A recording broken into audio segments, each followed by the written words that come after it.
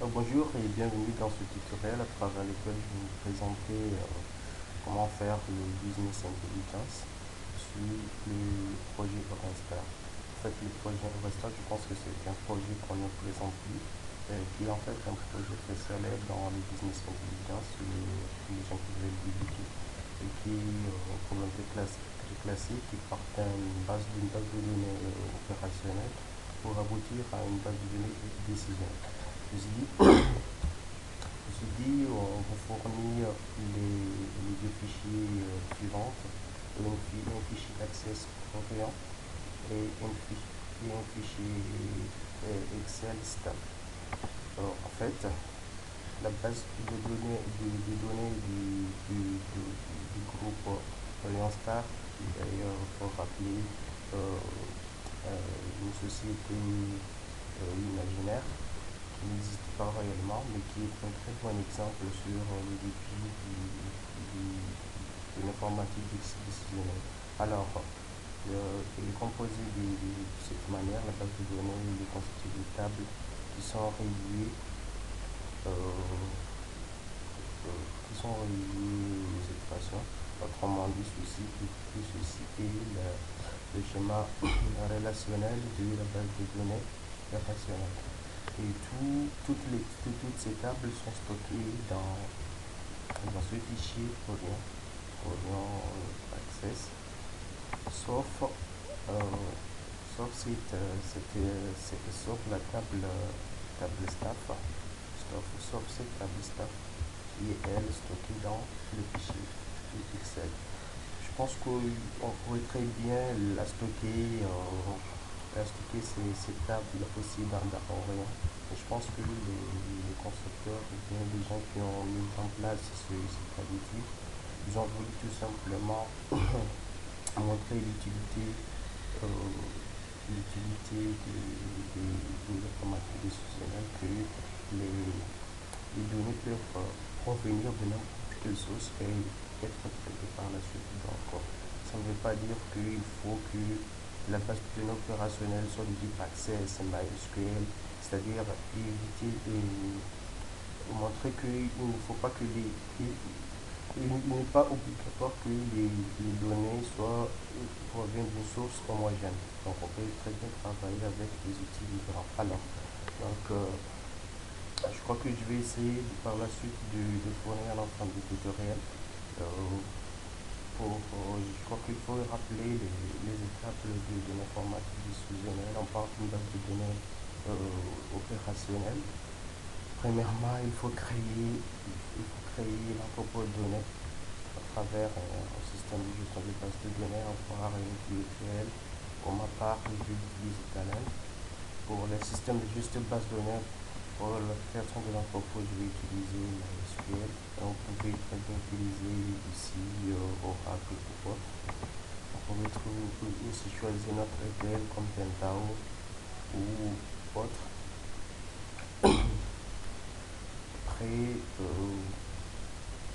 Après, créer l'entrepôt, on fait l'extraction, on fait aussi le reporting qui va permettre aux décideurs qui ne sont pas forcément des informaticiens de répondre aux questions qui sont posées dans l'entreprise et aboutir à des prises de décision qui peuvent être stratégiques au sein de l'entreprise. Alors, la troisième partie sur le reporting, je crois qu'on va utiliser Gap. En fait, j'aime toujours les technologies qui s'appuient sur la technologie Java, c'est pourquoi j'ai choisi Talend et Gap aussi. J'ai un choix personnel, vous pouvez faire aussi. Alors, premièrement,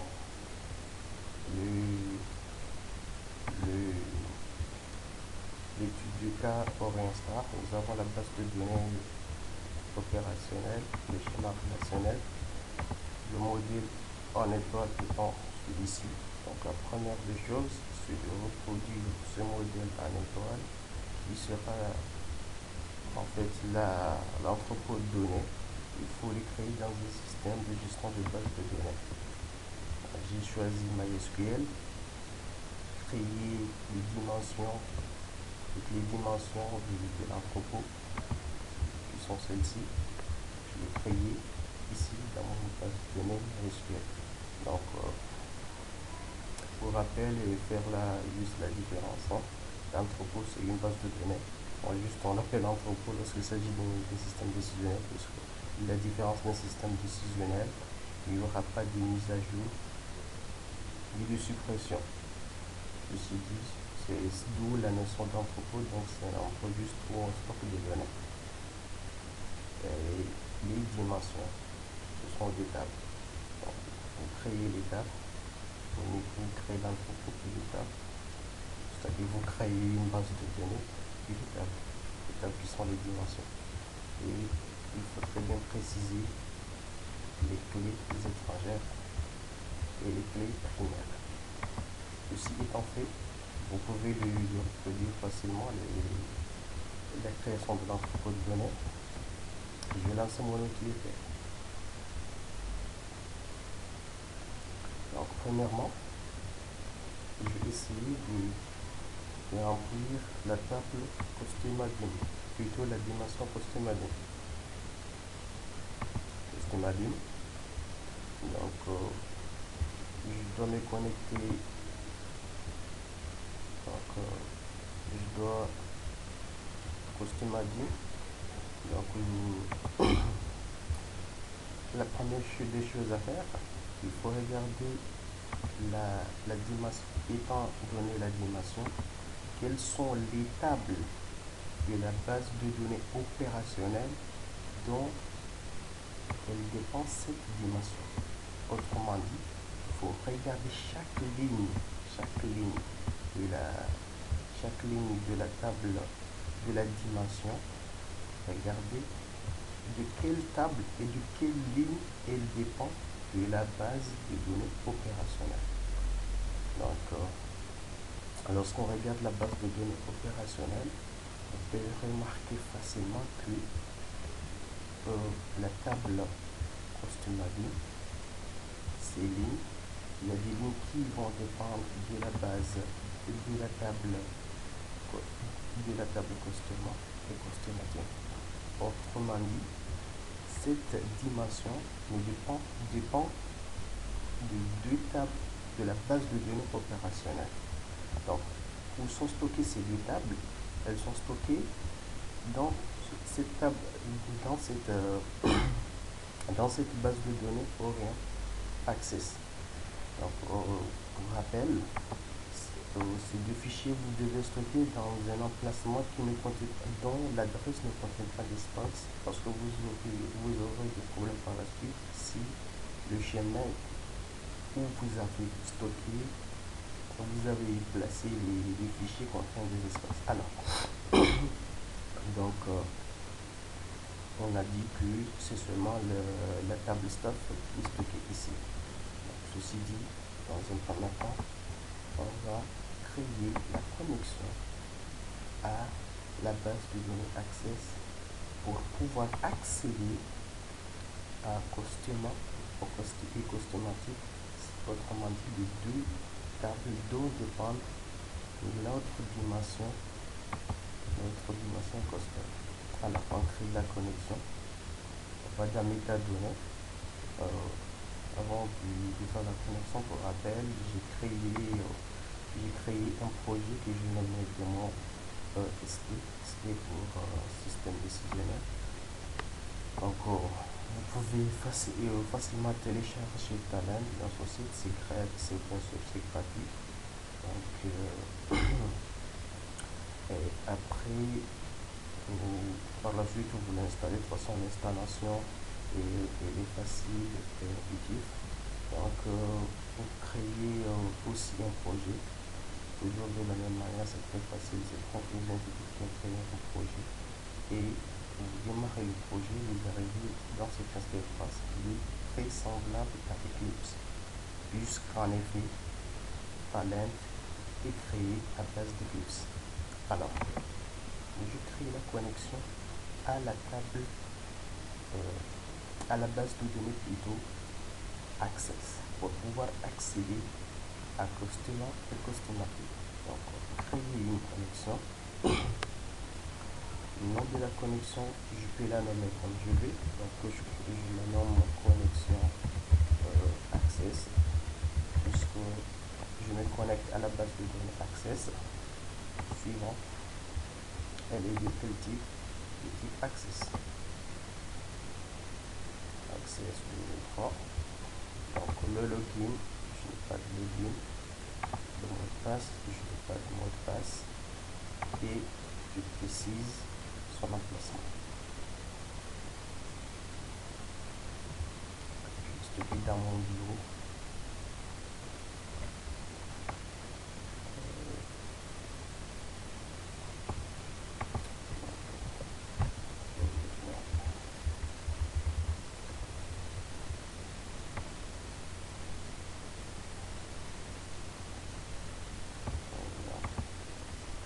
Voilà. Je vérifie la connexion. La connexion est bien établie. Terminé. Donc maintenant je me suis connecté, j'ai créé une connexion à ma table, au niveau de ma table, au niveau connecté de ma table, de ma base de données Access. Je peux récupérer les schémas de ma base de données. Donc je fais un clic droit sur la connexion vers la source de données Access. Après, je vais récupérer le schéma. Récupérer le schéma. Je fais suivant. Vous voyez, j'ai toutes mes tables qui proviennent bien évidemment de la base de données opérationnelle et qui sont stockées dans le fichier contenant Access. Et donc,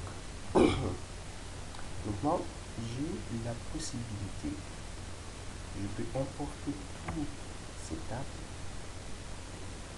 là. Ça serait très bien de n'importe que ce que je vais utiliser.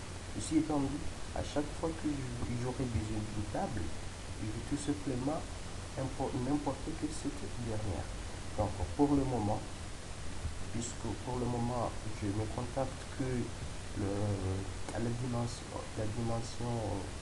dimension customer de l'entrepôt, je ne me contacte que cette dimension de l'entrepôt, et que cette dimension ne dépend que de table customer. Donc je ne peux importer que ces deux dimensions pour un débit. Donc customer, et là, customer. Donc je fais suivant. Voilà. Dans Talend, je ne vais utiliser que deux et trois types. Deux à trois types. Donc il faut que j'ai des doubles, des strings et des dates. Ceci dit, puisque ici j'ai dans ma base de données un type int, je dois le convertir en double pour que Talend puisse faire facilement des opérations. De toute façon, ça ne changera rien au niveau de l'entrepôt de données. Puisque un est un sous-type de un double. Donc, premièrement, ici j'ai un double, c'est bien le type type string, type string, c'est bien.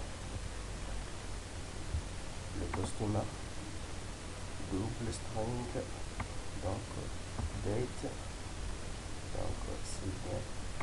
Donc je termine. Donc comme vous pouvez le constater, maintenant j'ai les deux tables de la base de données opérationnelle dont dépendent la dimension de l'entrepôt de données. Donc qu'est-ce qu'il nous faut maintenant? Donc je rappelle aussi l'opération qui suit. Je dois remplir remplir cette dimension de l'entrepôt. Ceci dit, je dois stocker toutes les informations,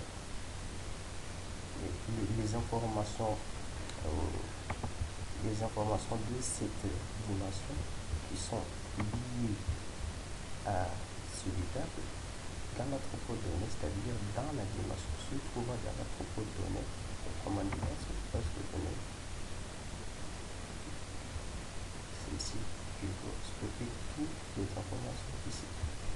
Donc, il me faut dans ce cas établir une connexion vers l'entrepôt de données. Donc, je peux aussi quelquefois créer une connexion. Donc, je peux la nommer comme je veux, connexion vers l'entrepôt.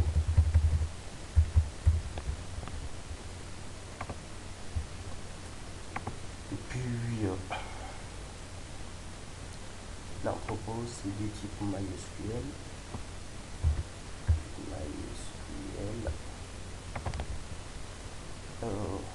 Le login, bon, mon login c'est root. Je n'ai pas de mot de passe. Le serveur, je suis dans localhost. Le nom de la base de données, je le nomme entrepôt.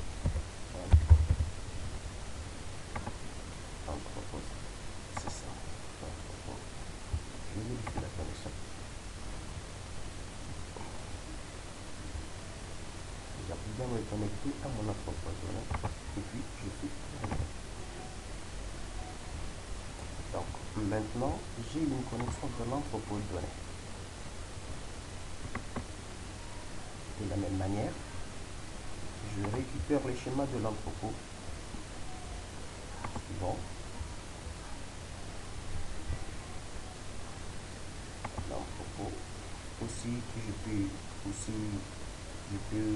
sélectionner toutes les dimensions. Je peux aussi sélectionner toutes les dimensions, bien toutes les tables de l'entrepôt. Mais pour le moment, je n'ai besoin que de cette dimension customizing. Donc, je la sélectionne d'ailleurs. Et vous affichez ici Success. Je peux facilement l'importer. Donc, j'importe seulement cette table, cette dimension suivante. Arrivé ici, il faut faire attention parce que je vous ai dit que dans Talend, on ne travaille qu'avec date, string et debug. Donc, le int, je dois le convertir en double.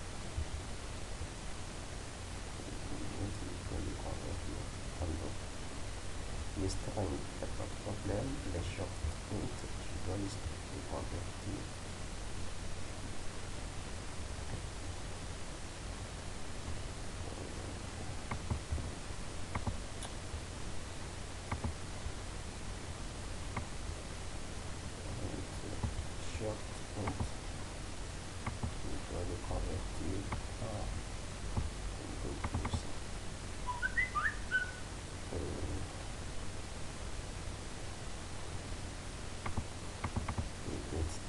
On va le convertir en date.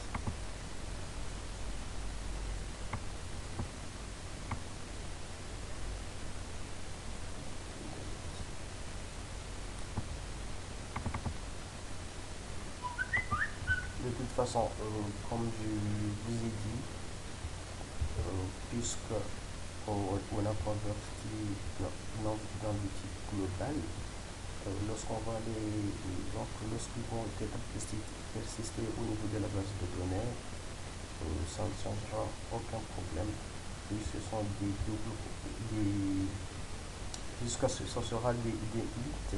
qui vont être, ce sera des hits qui vont être persistés. Ce sont les mêmes qui sont au niveau de la base de données opérationnelles, mais ici dans Talend, il faut travailler sur ce deux types pour qu'il n'y ait plus de problème. Alors, terminé.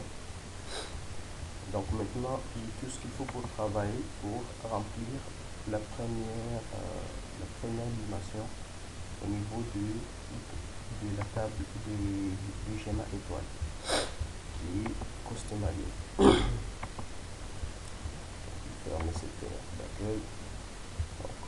Ensuite, il faut que je crée un job. Donc, je crée un job. Je peux la nommer comme je veux. Donc, je la nomme job 0, 0 par exemple, histoire qu'il me le trouve assez facilement. Et puis, job 0 customer.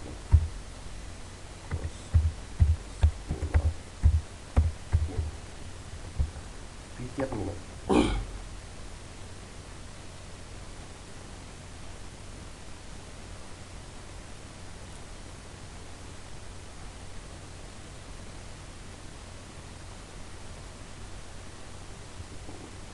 Alors, maintenant,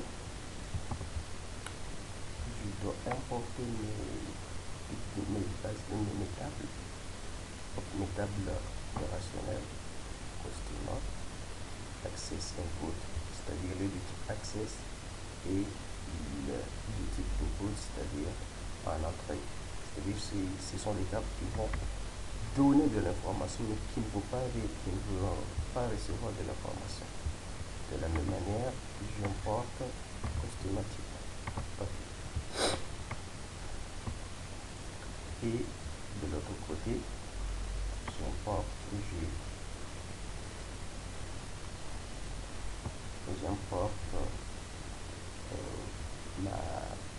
ma dimension qui est du type MySQL, qui est, non, je dois supprimer celle-là, qui est du type output, c'est-à-dire je veux stocker de l'information. Il faut bien choisir, peut-être que je vous propose MySQL input, mais il faut choisir MySQL output, puisque vous allez stocker les informations provenant de ces deux tables dans la dimension.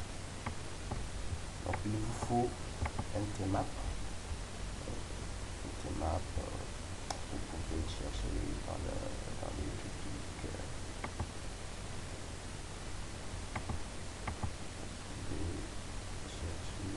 je ne sais pas très bien. Donc on va chercher juste tmap. Donc on cherche tmap. Voilà, c'est ce qu'il vous faut pour faire le mapping. Jusqu'à l'instant, pas mal de choses. Je vais dire mon customer tmap. Donc customer. Donc pour faire très bien attention, je vais dire le customer, c'est-à-dire c'est la table principale, c'est le main. Donc c'est la planète à relier au tmap. Le deuxième,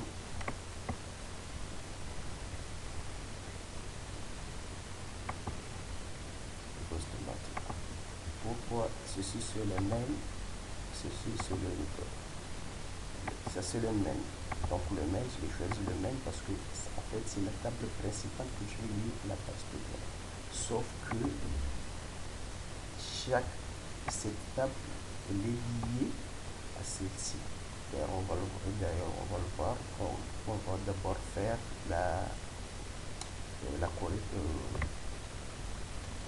J'ai oublié l'expression.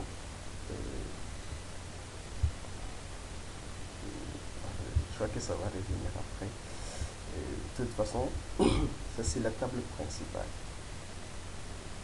Donc, je fais une pause pour l'histoire. Alors, je disais, il faut préciser très bien la base de données principale, la table principale. En fait, c'est à travers cette table qu'on va principalement lier à la dimension. Autrement dit, nous avons dit que c'est la dimension post-malien. Donc les informations principales se proviennent de cette table. Mais étant donné un élément de cette table, il est lié à une autre information de cette table. Donc, d'ailleurs, on va voir par la suite, on va faire la jointure entre ces tables et celle-ci. Donc, on va faire la jointure justement pour chercher, étant donné l'élément appartenant dans cette table, et l'élément qui est lié pour pouvoir compléter à la table, à la dimension de la base de l'entrepôt. Donc, et après, on relie les tmap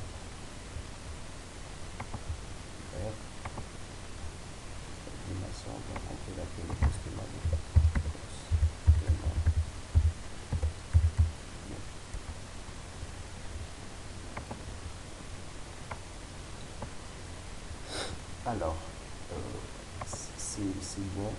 Vous pouvez vraiment c'est mieux de le renommer avec le tableau source. Donc, ici, je pose customer.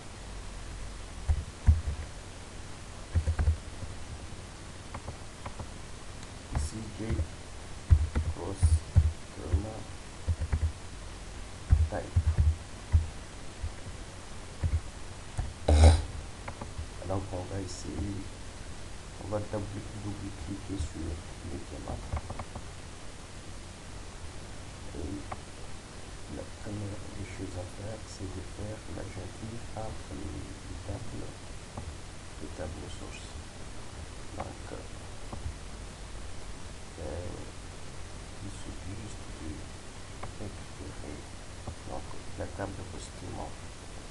Lorsque ici vous regardez le schéma opérationnel, vous voyez le tableau de costume, le costume tête.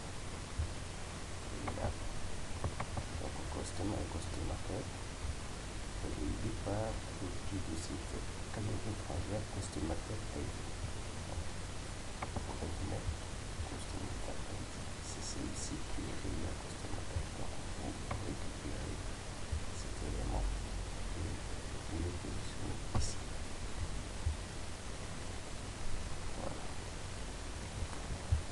Voilà. Alors, vous faites très bien ici parce que pour faire une jointure externe, vous pouvez très bien préciser, modifier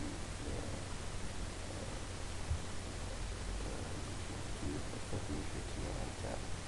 Mais je crois pas avec, je crois qu'avec seulement dans les autres parties, on va voir que les jointures internes sont importantes, mais je crois que dans ce cas, on n'a pas besoin de faire une jointure interne. Donc on va laisser par défaut et on commence à faire le croisement. Ici on a le customer ID, donc il dépend de celle-ci. Donc c'est celle-là, donc on le récupère, on le place ici. Customer country, c'est celle-ci. Gender, je cherche plutôt customer group. C'est celle-ci, donc elle dépend de notre table. Donc on le récupère et on le place ici, ainsi de suite. Donc customer type, gender, c'est ici. Je le récupère et je le place ici. Age group, age.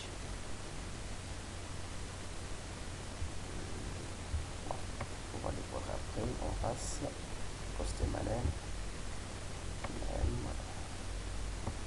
customer last name, date.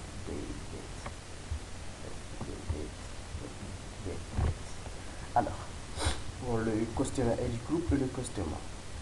Donc le customer age, plutôt le customer age group et le customer age. D'abord, on va commencer par le customer age. Le customer age, c'est l'âge du customer, je pense que c'est client. Donc,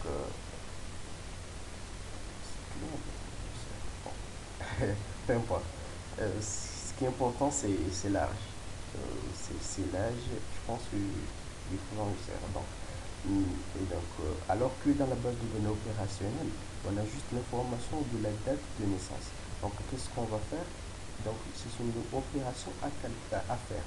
Okay. Donc, parce que il doit être stocké comme ça à l'entrepôt, puisqu'on a dit donc à l'entrepôt. D'ailleurs, lorsqu'on va stocker ça dans un premier temps, on va stocker, par exemple, étant donné à tel au niveau de telle date où on a stocké les informations du propos, le customer, il avait par exemple 27 ans, et après par la suite, il a eu alors je disais que donc c'est une information calculée Là, au niveau de la base de données opérationnelle, ce n'est pas important, mais au niveau de l'entrepôt, c'est important. Donc, on les calcule. Donc, pour la première fois qu'on va stocker au niveau de l'entrepôt, on calcule sa date son âge, hein, de l'âge il a le fournisseur, mais ou lorsqu'on va faire un second, lorsqu'on a d'autres informations stockées, il se peut que, par exemple, l'année suivante, il se peut que, effectivement, sans doute, le fournisseur, il va échanger et son âge va augmenter. Donc, on va le stocker avec ce nouvel âge aussi. Donc, chaque fois, c'est une opération qu'on doit effectuer avant de stocker les informations au niveau de l'entrepôt de données.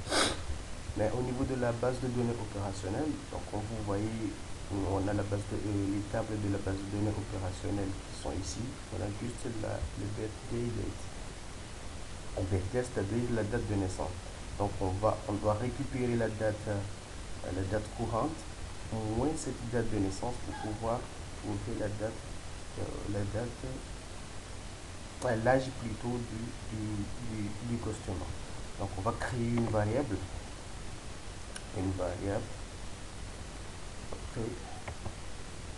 après age par exemple. Donc l'expression, donc on va ici créer une expression talent.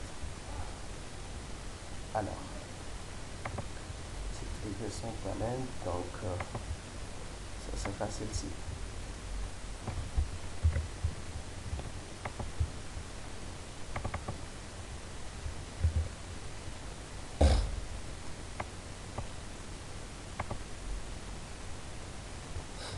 Donc, il va convertir en int.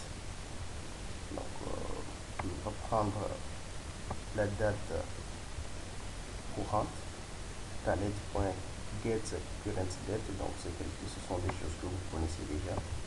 Donc, sous cette forme, c'est-à-dire juste l'année, moins la date du customer.get date, c'est-à-dire la date stockée dans la table customer,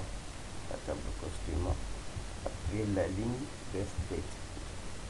Donc, on prend la date courante moins la date donnée du customer. Donc, on a la date du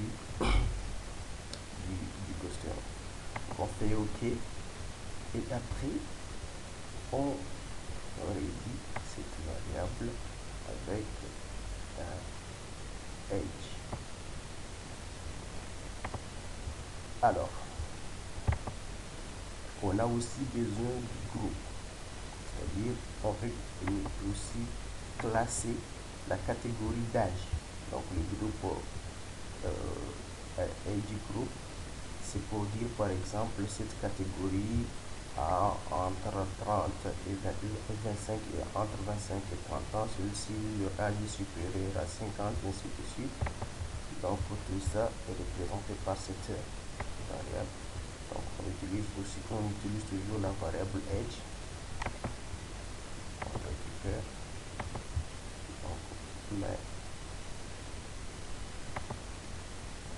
Donc cette variable age qu'on va placer ici, mais c'est pas la même expression. Donc on va changer l'expression comme ça. Avec celle-ci pour pouvoir représenter le petit groupe. Et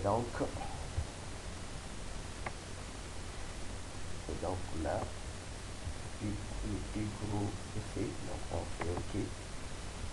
Et on fait exécuter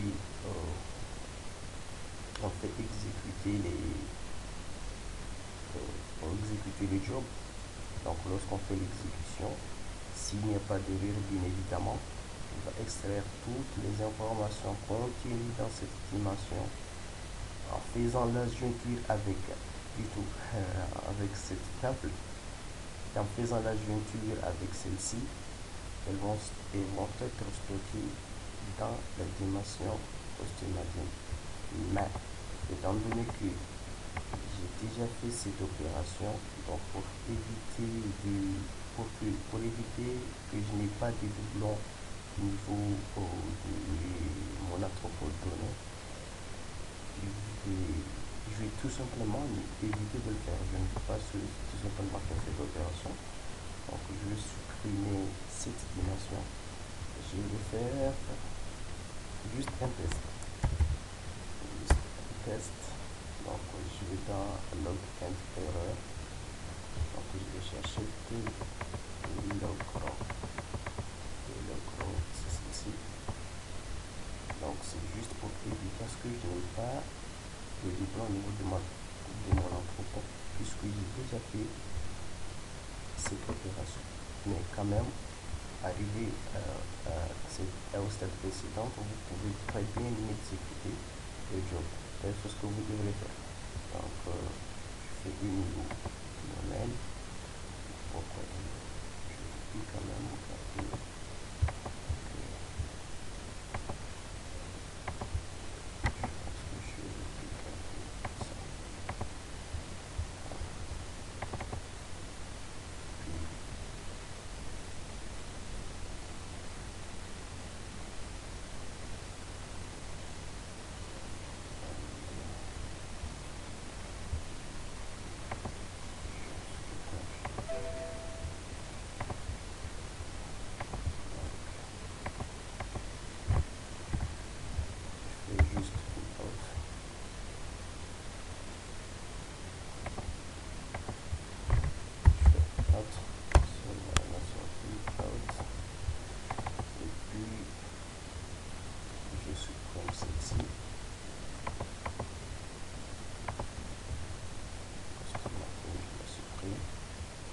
Alors,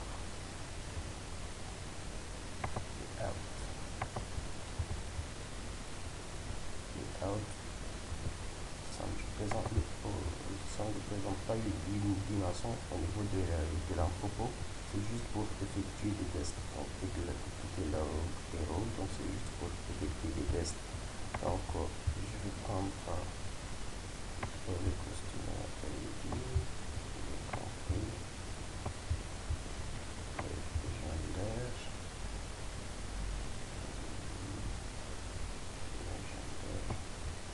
le groupe.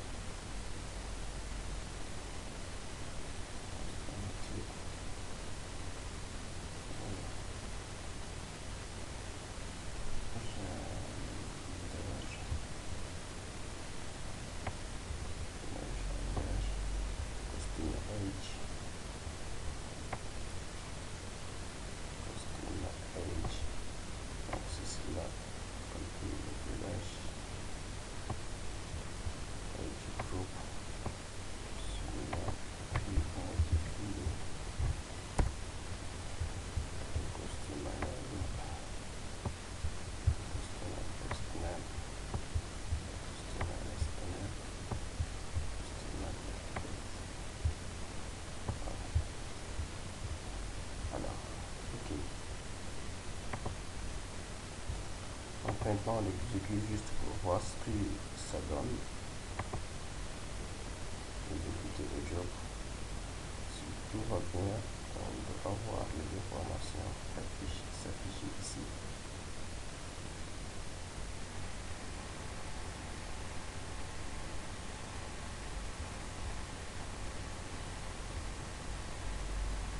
Le concordeur de type.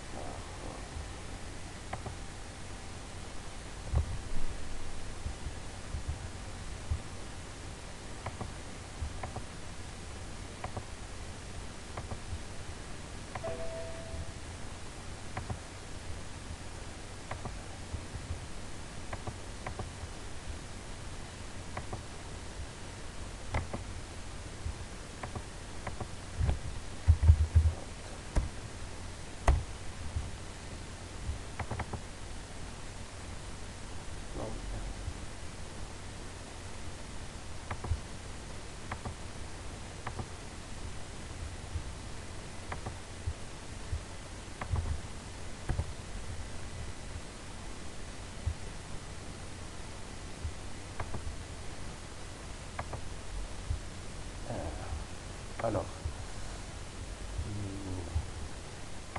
je fais un attribut sortie.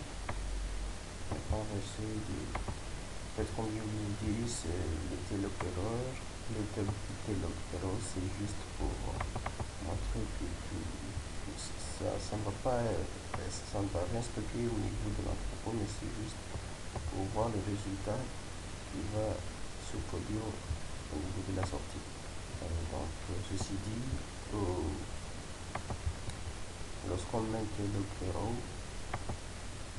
donc il n'y a pas de colonne spécifique puisque c'est juste quelque chose qui va dessus. Mais de préférence, lorsque vous arrivez, lorsque vous arrivez à faire les correspondances au niveau de l'entrepôt, c'est mieux d'exécuter directement le jeu de façon s'il n'y a pas d'erreur, si quand vous affichez une opération va s'exécuter très bien et ça va être stocké au niveau de votre entrepôt. Mais toujours est-il que lorsqu'il y a derrière, généralement, ils affichent une exception que vous pouvez lire et qui s'affiche généralement ici, que vous pouvez lire et essayer de corriger ce qui est des correspondances au niveau du type. Donc, pour rappel, puisque je dessine ici, donc je suis en mode dictionnaire, mais derrière, il y a du code Java. Donc c'est ce code Java qui va être exécuté en réalité.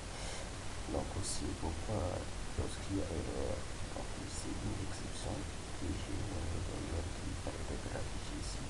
Donc pour les gens qui sont habitués à coder en Java, donc il ne faut pas de problème concernant les exceptions. Alors,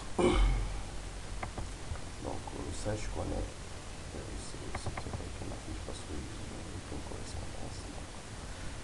Donc je fais n'importe quoi pour le donner. Mais par exemple, parce que dans les cas que je sais que j'ai besoin d'afficher le country, le gender, j'ai besoin de l'afficher en tout cas. Je peux afficher ici tout ce que je veux, du moment que la sortie n'est pas spécifique. Mais lorsque vous utilisez l'entrepôt, l'estimation de l'entrepôt, vous cherchez bien évidemment à faire la correspondance au niveau des colonnes, c'est-à-dire pour le colonne donné, pour une colonne donnée de la dimension de l'entrepôt, chercher la ligne qui la correspond. Si je veux chercher, je vais aller avec mon encours. Il y a le first name, le last name, il y a l'âge, il y a aussi le groupe d'âge,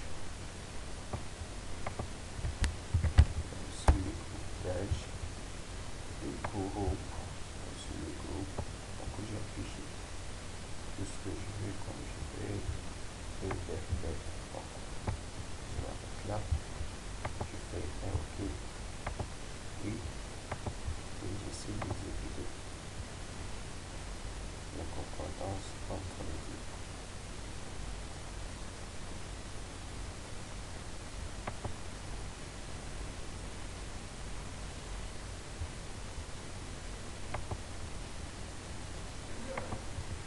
Alors le problème qu'on avait tout à l'heure, est-ce que en fait le type retournait, on avait un problème sur le type. Et on avait ici dans âge on avait précisé que c'était du type string, alors que normalement le type retourné ici c'est du type integer, on le cast ici en mathematical point int, on le cast en int. Donc c'est pourquoi on avait ce problème. Donc on le change en double. On change en double. Et après, on n'aura plus de problème. Donc, d'ailleurs, maintenant, lorsqu'on exécute le job, ça passe automatiquement. Comme vous pouvez le constater, à chaque fois, il fait une extraction des lignes au niveau de la principale. Après, au niveau de l'autre table, et puis le produit en sortie. Donc le résultat est affiché ici. C'est comme de console. si on avait laissé un problème, ma machine n'est pas assez performante. Donc, je pense que vous allez voir. Donc, si ici on avait la base de données, la table de l'entrepôt de données, on aurait pu très bien. Et le si plutôt il y avait ici la dimension de l'entrepôt, donc ces opérations, le résultat de ces opérations, elle aurait dû stocker directement au niveau de la base de données. Mais récupérons les résultats pour les analyser, donc je les copie et je le stocke ici. Je stocke ici. Je l'affiche ici. Donc c'est toutes les lignes retournées. Donc on a le numéro, le pays, le genre, le nom, le prénom, le couple, la date de naissance et puis l'âge qu'on a calculé. On aurait dû ici ajouter l'âge de couple, mais j'ai juste oublié ce que l'affiché. Peu importe. Mais si vous avez laissé la base de données, bon, de toute façon, puisque vous allez faire pour la première fois, vous laissez les talents. Donc vous laissez ici la dimension de la base de données et vous aurez le résultat au niveau de la base de données. Donc cette opération, je l'ai déjà fait au niveau de mon propre de données. Pourquoi je n'ai pas voulu la faire?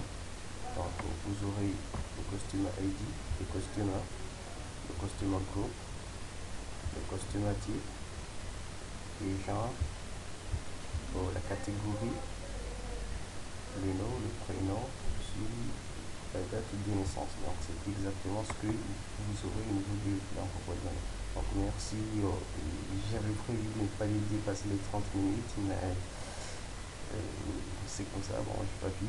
Donc merci d'avoir suivi ce tutoriel. Rendez-vous dans les prochains tutoriels dans lesquels je vais essayer de continuer le travail sur le même travail à travers la dimension. Je pense que prochainement je vais présenter la dimension organisation game et Productive Game dans les prochains tutoriels. Donc, merci.